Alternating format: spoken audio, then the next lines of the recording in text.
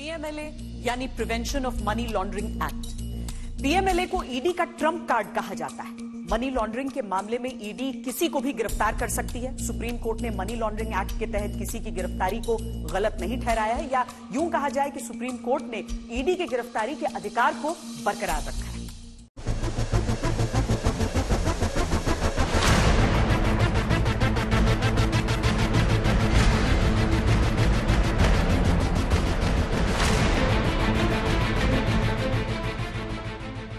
नए जमाने की नई कहावत है, जब सीधी उंगली से काम नहीं बनता तो उंगली ईडी करनी पड़ती है।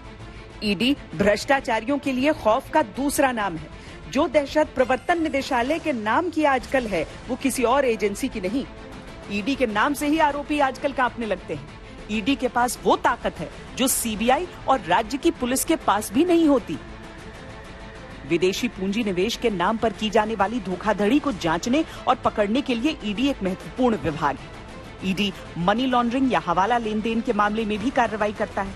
जब भी कोई स्थानीय पुलिस स्टेशन किसी ऐसे अपराध की एफआईआर लिखता है जिसमें 1 करोड़ रुपए से ऊपर की हेराफेरी होती है, तो वो जांच अधिकारी अपराध की डिटेल्स प्रवर्तन निदेशालय को आगे बढ़ा देता है।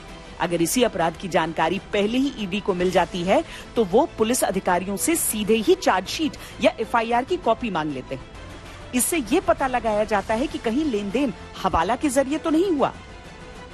जरा प्रवर्तन निदेशालय की शक्तियों को देखिए। 2018 में केंद्र सरकार ने पीएमएलए कानून में संशोधन करके ईडी को मनी लॉन्ड्रिंग के मामलों में प्रॉपर्टी अटैच करने, आरोपी की गिरफ्तारी करने के विशेष अधिकार दिए थे। फेरा, फेमा और पीएमएलए एक्ट के तहत ईडी को इतने अधिकार हैं कि वो आरोपी को 3 साल तक जमानत देने से रोक सकता है।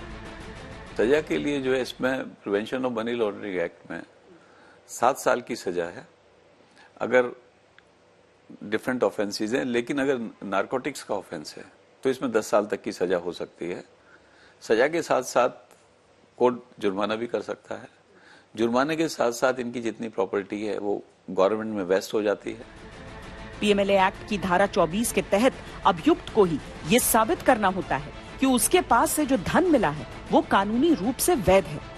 सुप्रीम कोर्ट में इस बात को चुनौती दी गई थी कि जांच एजेंसी के सामने आरोपी अगर कोई बात कबूल करता है तो वो प्रमाण की श्रेणी में कैसे आ सकता है।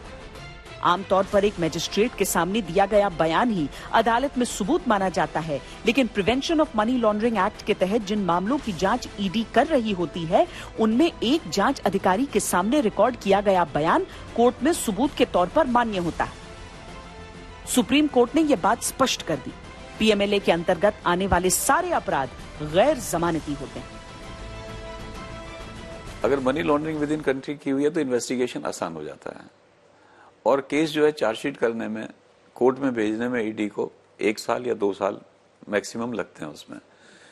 लेकिन अगर केस में इन्वेस्टिगेशन फॉरेन कंट्री में भी है तब उसमें टाइम लग जाता है, क्योंकि फॉरेन कंट्री में जो आप इन्वेस्टिगेशन करोगे वो लेटर रोगेटरी के थ्रू होता है। कोर्ट से हम एक ऑर्डर इशू करते हैं यहाँ से, वो ऑर्डर उनके कंट्री में जाता है।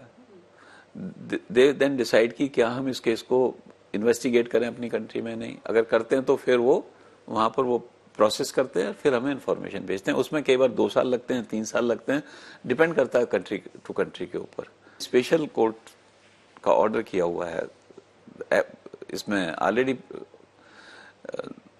जो prevention of money laundering act में उसमें प्रोविजन बनाया हुआ है कि स्पेशल कोर्ट इसको देखेगा, फिर भी उसमें टाइम लग जाता है। ईडी के अपने लॉकअप नहीं होते हैं जैसे सीबीआई के होते हैं, यानी बड़े से बड़ा वीआईपी भी अगर ईडी के रडार पर है तो वो भी नजदीकी पुलिस स्टेशन के लॉकअप में ही बंद किया जाएगा। उसके वीआईपी स्टेटस से कोई फर्क नहीं पड़ेगा।